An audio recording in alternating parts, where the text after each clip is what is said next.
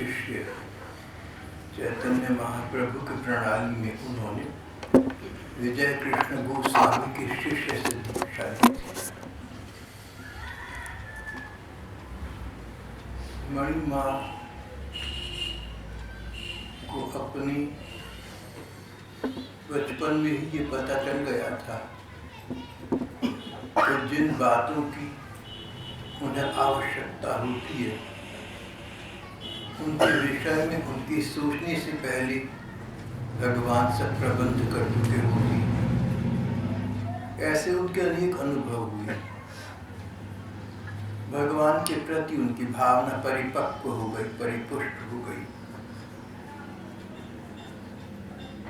फिर उनकी साधना बहुत सुदृढ़ थी। एक आसन पर बैठते, एक ही समय बैठते, एक ही स्थान और नाम जप के लिए एक ही माला, एक मंत्र, एक संत, इस प्रकार एक निष्ठा।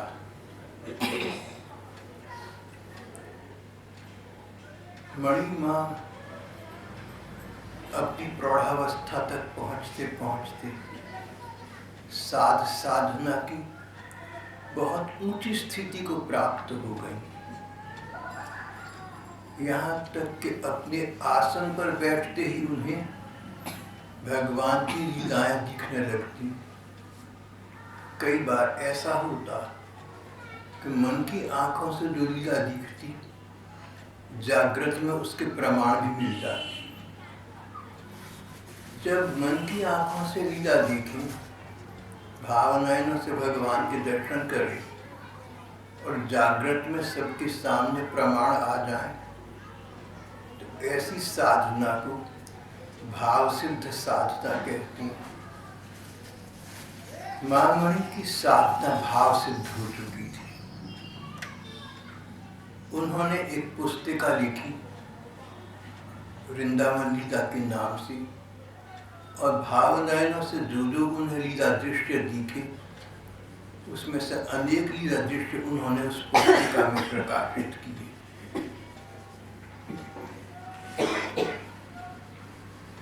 उस पुस्तिका में प्रकाशित अनेक प्रसंग हम पहले यहाँ कर चुके हैं, आगे बढ़ना ही है। सन 1959 की बात है कि एक बार मणि माँ अपने आसन पर बैठी तो एक कोई बड़े बूढ़े साधु महात्मा उनके पास आए। मणि माँ ने भावनाओं से देखा, आंखें नीचे हुए थी, मन की आंखों से देखा कि एक तपस्वी साधु उनके पास आए। उन्होंने कहा कि मणि माँ, मुझे तुम्हारे गुरुदेव ने आज्ञा दी है कि मैं तुम्हें अनेक उच्च लोकों के दर्शन कराऊं, तुम मेरे साथ चलो। उन महात्मा का तेजोमय मुखमंडल, तेजस्वी चेहरा मानो मणि माँ पर कोई जादू हो गया हो।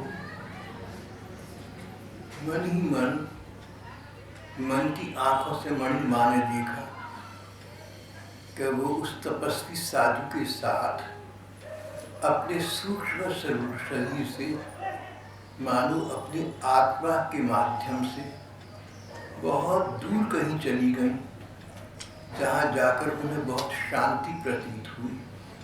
वातावरण शांत, प्रशांत, सात्विक, अच्छा था। प्रकृति की सुंदरता अपार थी। उन बूढ़े सन्यासी महात्मा ने कहा, मणि माँ, ये ब्रह्मलोक है, ये ब्रह्मा जी का सत्यलोक है। एक और दिन एक पहाड़ी पर ले गए बोले ये कैलाश पर्वत है। वहाँ पर मणिमा ने भगवान शंकर की और पार्वती जी के भी दर्शन किए। एक और दिन, 3-4 दिन के बाद वही सन्यासी महात्मा इन्हें एक सरोवर पर ले गए, एक तालाब पर ले गए। ये सरोवर साधारण सरोवर नहीं था, दिव्य सरोवर लगता था, मानो संसार से परे का है। प्रकृति की सुषमा अपार थी, सब कुछ अलौकिक था। उन सन्यासी महात्मा ने कहा इसका नाम मानस सरोवर है। ये वो मानस सरोवर नहीं है जो हिमालय में भारत के उत्तर में है, ये तो स्वर्ग लोकों का, ये तो पृथ्वी से परे का मानस सरोवर है।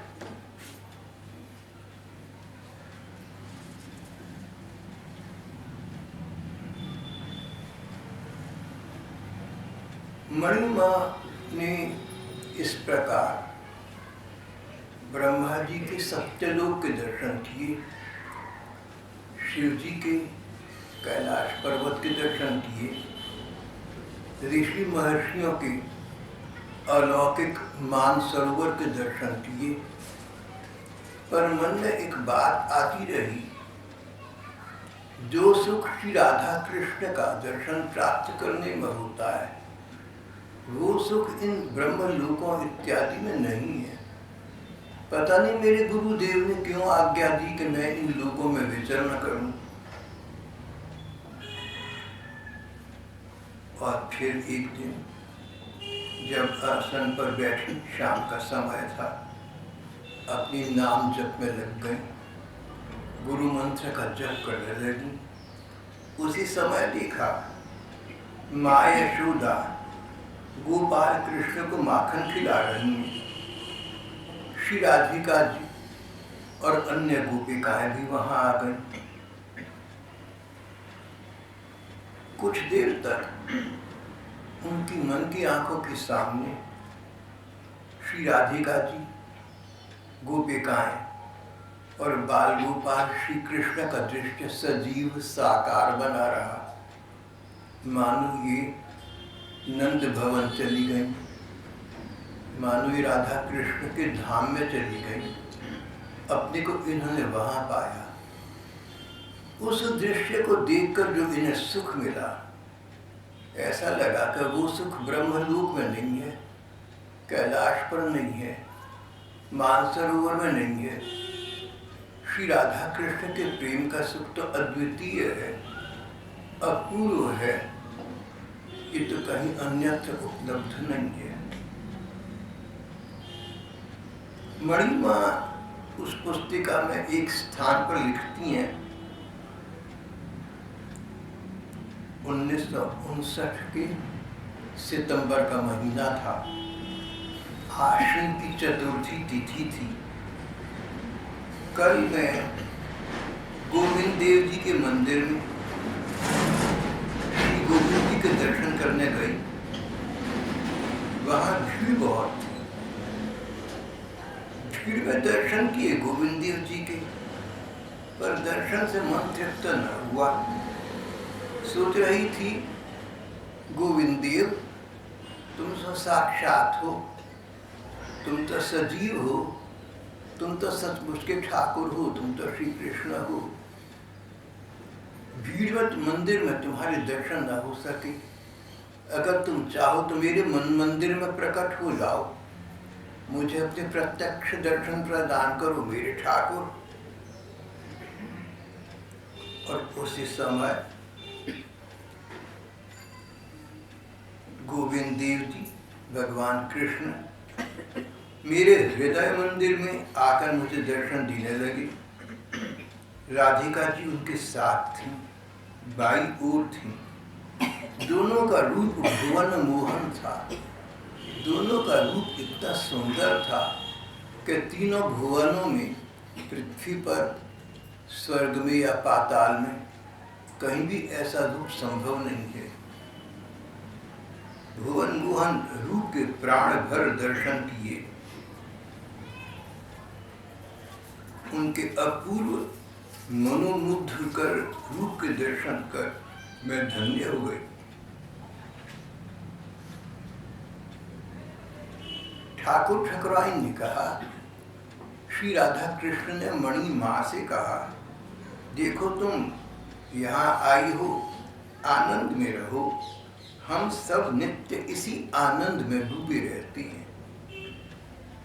श्री राधा कृष्ण ने अपनी लीला का रहस्य बताया, अपने धाम का, अपनी नित्य लीला का भाव बताया कि ये वो स्थान है, ये हमारा वो धाम है जहाँ जो व्यक्ति एक बार आ जाए दोबारा संसार में जाना नहीं पड़ता। और श्री राधा कृष्ण ने कहा, हमारे इस अमर अक्षय धाम में उस व्यक्ति को, हमारे उस भक्त को अमर अक्षय सुख प्राप्त हो जाता है।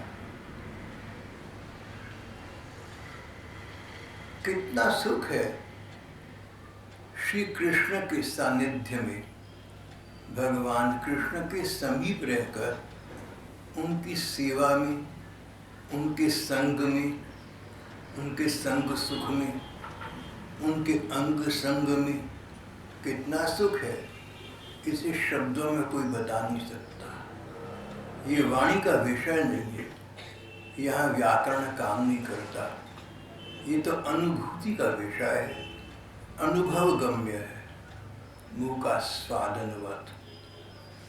जैसे कोई गूंगा गुड़ खा रहा हो और गुड़ का मिठास उसे बहुत मज़ा दे रहा हो, पूछो कैसा अच्छा लग रहा है तो वो कुछ बोल नहीं सकता, कुछ कह नहीं सकता, लेकिन गुड़ का स्वाद तो ले ही रहा है।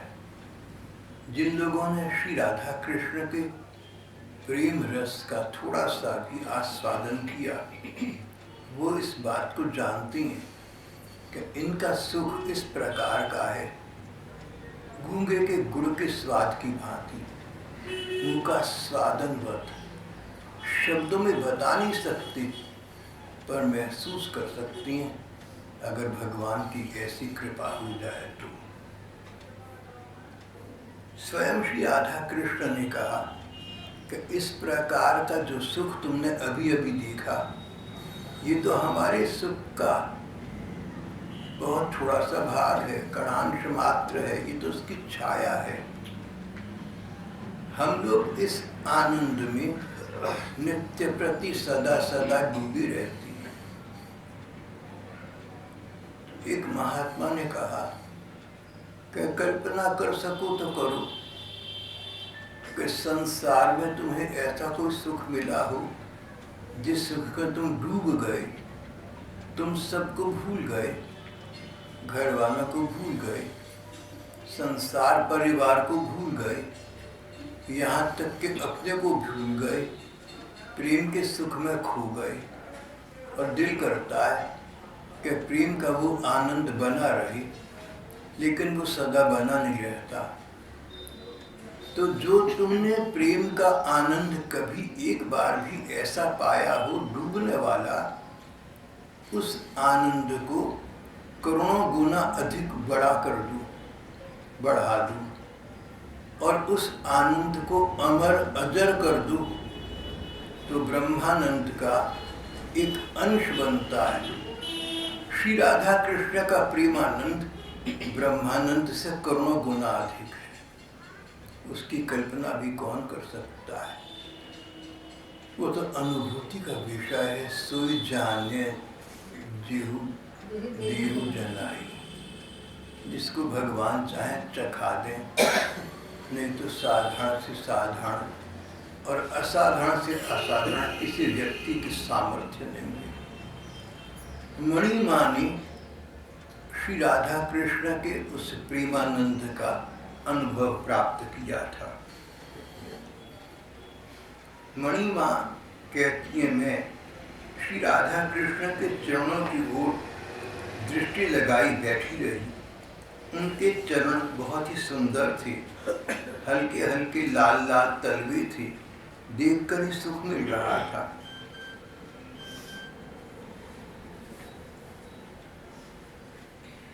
फिर कुछ दिनों के बाद, लगभग 1 सप्ताह के पश्चात, मणि माँ के भाव नयनों के सामने उनके गुरुदेव आए। मणि माँ ने कहा, गोसाईं जी, भला आप मुझे ब्रह्मलोक और शिवलोक और इस प्रकार के दिव्य लोकों में क्यों भेजते रहे? जो सुख राधा कृष्ण के चरणों में है वो सुख तो अन्यत्र कहीं है ही नहीं, फिर आपने मुझे वहाँ क्यों भेजा? गुरुदेव ने कहा, मणि माँ, तेरे मन में ये इच्छा थी कि तू कई तीर्थों के दर्शन करे, तेरे मन में ये वासना थी, तेरे मन में कामना थी कि मैंने तीर्थ दर्शन नहीं किए, मैंने 4 धाम की यात्रा नहीं की। तो जो मन में कामना आए उसको तो पहले पूरा करना पड़ता है, तभी भगवान की प्राप्ति होती है।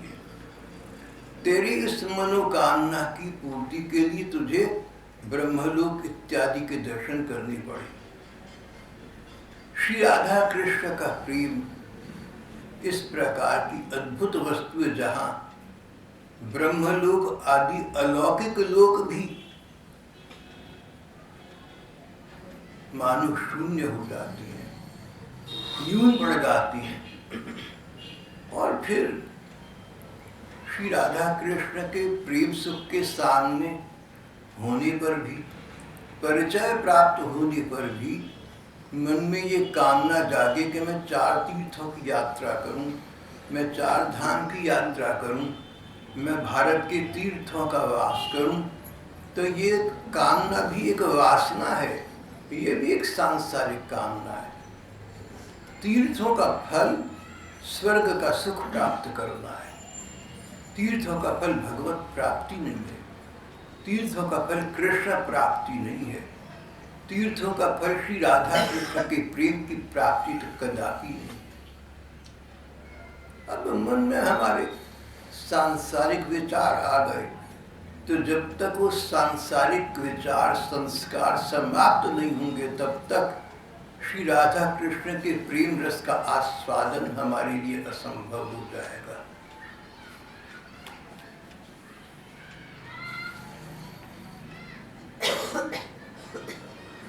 सांसारिक सुख की कामना भगवान के प्रेमी जन नहीं करती, गोपिकाएं नहीं करती थी, मीरा जी ने नहीं की, आंडाल ने नहीं की, चैतन्य महाप्रभु ने नहीं की। तभी ये लोग उस उच्च अवस्था को प्राप्त हो गए जहाँ का आनंद शिवलोक और ब्रह्मलोक से भी ऊपर का है।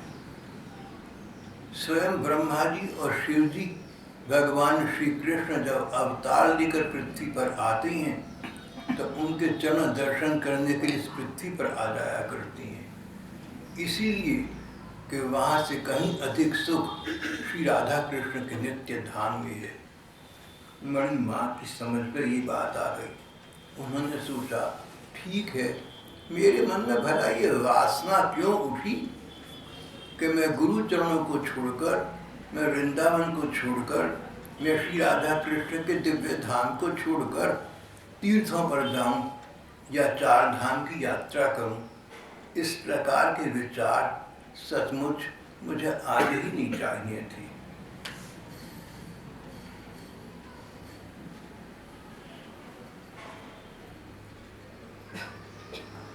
भावलोक में गुरुदेव ने कहा, उस इच्छा की पूर्ति की व्यवस्था कर, मैं तुम्हारा बाकी कर्म शेष किए दे रहा हूँ। पर अब देर नहीं है, इस बार तुम्हें जो अवस्था प्राप्त होगी वह अति दुर्लभ है, वह सब तुम्हें उपलब्ध हो जाएगी। और ऐसा होने लगा।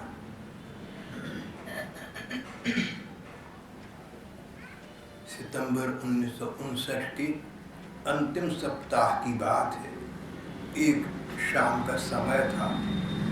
मणि माँ कहती है, मैं मंदिरों के दर्शन को गई। ये उन दिनों वृंदावन गई हुई थी। वैसे मणि माँ का स्थायी वास जगन्नाथपुर ही था, पर बीच में एक बार वृंदावन गई, तब की बात लिख रही है। आज मंदिरों के दर्शन को गई। 3 मंदिरों के दर्शन किए। लाला बाबू के मंदिर में श्री कृष्णचंद्र के दर्शन करने गई। जगमोहन में जाकर दर्शन किए। जगमोहन वरांडे में जाकर दर्शन किए। ठाकुर जी का दर्शन करते समय नाम इतनी तीव्र गति से होने लगा, इतने वेग से होने लगा कि मुझे अपने को संभालना कठिन हो गया। वहीं बैठ जाने की इच्छा हुई, पर संध्या हो गई थी। बैठने के बाद कब उठ पाती पता नहीं। कहती भी क्या और किससे कहती, ये बात किसी से कहने की तो थी नहीं। मन उथल पुथल में पड़ गया। तब मन ही मन ठाकुर को पुकारा, ठाकुर किसी प्रकार घर पहुंच जाऊं, ऐसी व्यवस्था तो कर दो। वहां से किसी प्रकार चल पड़ी। मार्ग में गोपेश्वर महादेव के दर्शन किए। सखी वेश में श्री शिव जी का नृत्य देखा। बाह्य ज्ञान शून्य जैसी होने लगी। अपने गुरुदेव का स्मरण किया, फिर कहा ठाकुर मेरी रक्षा करो, रक्षमाम पाहि माम, पाहि माम रक्षमाम। ठाकुर का स्मरण किया। उसी समय चलते चलते देखा एक 7-8 वर्ष के बालक को। उसने आकर मेरा बायां हाथ पकड़ लिया। मैंने भावावस्था में उससे पूछा, मेरे साथ आ तो रहे हो, अकेले आओगे कैसे? मैंने उस छोटे से 7-8 वर्ष के बालक से पूछा, जो मेरा बायां हाथ पकड़कर चलने लगा था। 7-8 वर्ष के उस बालक से मैंने कहा, मेरे साथ जा तो रहे हो, अकेले आओगे कैसे? उसने अंगुली से इशारा किया और दिखाया कि अपने ही समान एक बालिका है जो वहाँ खड़ी थी। बालिका ने आकर मेरा दायां हाथ पकड़ लिया। दोनों मुझे धीरे धीरे घर तक ले आए। मैंने पूछा, अब तुम दोनों लौट कर कैसे जाओगे?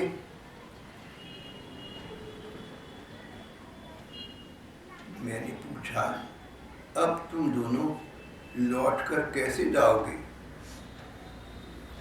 देखा, ध्यान से देखा तो वही दोनों श्री राधा कृष्ण के रूप में साक्षात सामने खड़ी हैं। हमारा जाना क्या और आना क्या। दोनों से पूछा, अब तुम दोनों छोटे छोटे हो, लौट कर कैसे जाओगे? ध्यान से देखा तो श्री राधा कृष्ण सामने खड़ी मुस्कुरा रही थी।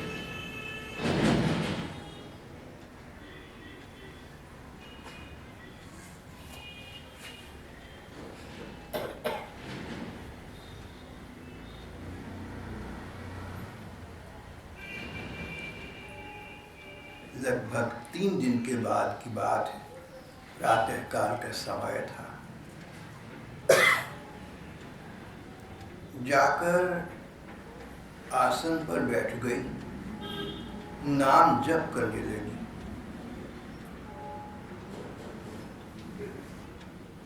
मन सुंदर हो रहा था, मन मधुर हो रहा था। थोड़ी देर में धीर संगीत कुंज के ठाकुर, उनका नाम है श्याम राय, कई मंदिरों में जो मंदिर में स्थापित श्री मूर्ति हैं उनके नाम रख देती हैं। जैसे जगन्नाथ जी, बिहारी जी हैं तो सब भगवान कृष्ण ही, आइडेंटिफिकेशन के लिए, पहचान के लिए नाम रख देती हैं। धीर समीर कुंज के ठाकुर का नाम था श्याम राय। थोड़ी देर में देखा धीर समीर कुंज के ठाकुर श्याम राय आई। बोले, मणिमा हमारे दर्शन नहीं किए, चलो कर आओ। मैंने कहा, कर तो रही हूं तुम्हारे दर्शन, और कैसे दर्शन, तुम सामने तो आ गए। तब वे प्यार से आग्रह करने लगी। बोले, नहीं चलो, यहाँ पास ही तो जाना है, कौन सा दूर है, मंदिर में चलकर मेरे विग्रह के दर्शन करो। मैंने टालने के लिए कहा, अच्छा आऊंगी पीछे, तुम चलो। बोले, नहीं अभी चलो।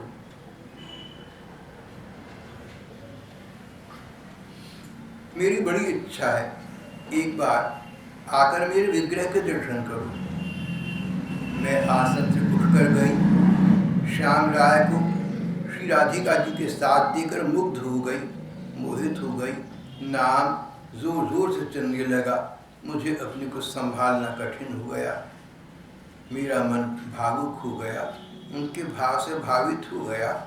अपने आप को संज्ञा में रखना सरल न रहा।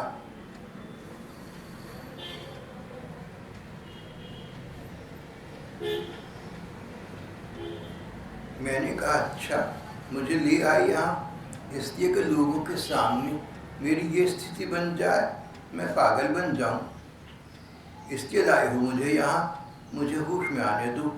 ये सुनकर श्याम राय और राधा रानी दोनों मेरी ओर देखकर मीठा मीठा हंसने लगे। मैं भाग आई।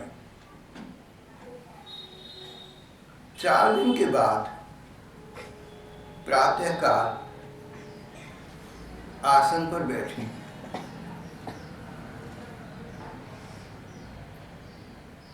बैठते ही श्री राधिका रानी और सखियां सामने आ गई। सखियों ने कहा, आज राधा को छिपा देंगे, कन्हैया आकर देख न पाए, देखें कन्हैया क्या करेगा। एक कुंज में छिपाकर सखियां, राधिका जी को एक कुंज में छिपाकर सखियां बाहर बैठ गईं, मानो पहरा देने लगी। और उसी समय वंशी बजाती कृष्ण सामने आए। चारों ओर देखा, फिर गोपियों से बोले, सखियों राधा नहीं दिख रही, कहाँ है? सखियों ने कहा, आज राधा नहीं आ सकी, उन्हें घर में किसी ने बंद कर रखा है। ठाकुर कृष्ण कुछ उदास होकर चुपचाप बैठ गए। फिर सखियों की ओर देखा, उसे उदास स्वर में बोले, क्या तुम राधा को किसी प्रकार भी नहीं ला सकती? सखियों ने कहा, उसे घर के लोग इस समय इस वन में क्यों आने देंगे? तब श्री कृष्ण उदास होकर बोले, तुम लोग राधा को ले आओ ना, जैसे भी वो ले आओ, उनके बिना मेरा मन नहीं लगता। श्री कृष्ण के चेहरे की उदासी सखियों से देखी न गई। उन्होंने श्री राधिका जी को कुंज में ले जाकर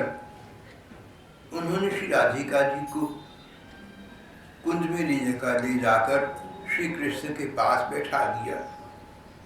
श्री कृष्ण ने आवेश में श्री राधिका जी को हृदय से लगा दिया।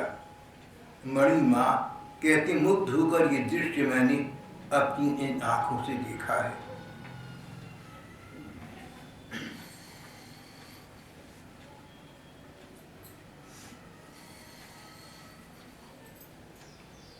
अगले दिन प्रातःकाल आसन पर बैठते ही मैंने 2 छोटे छोटे बालक बालिका को देखा। मैंने पूछा, तुम कौन हो? बालिका बोली, उस दिन आए थे हम, तुम्हें घर पहुंचा गए थे, भूल गई? तब याद आई लाला बाबू के मंदिर के श्री कृष्णचंद्र और श्री राधा रानी की। बालिका बोली, तुम फिर आई नहीं? मैंने कहा, किसके साथ जाऊं?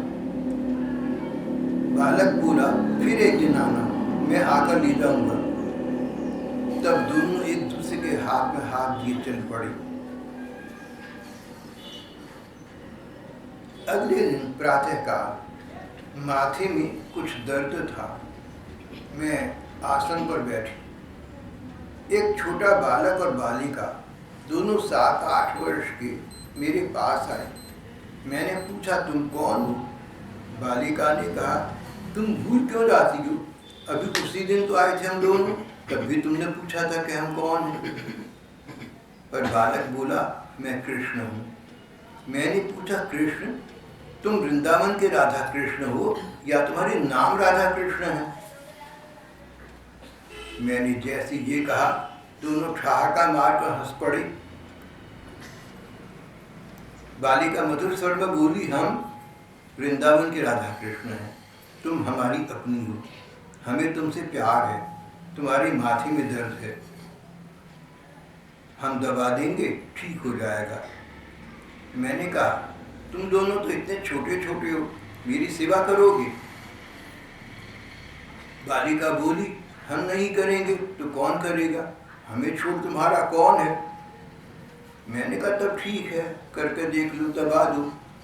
उनका मधुर स्पर्श, उनका स्पर्श बहुत मधुर था,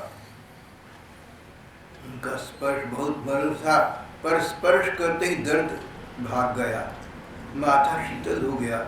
उसके बाद दोनों नहीं दिखे।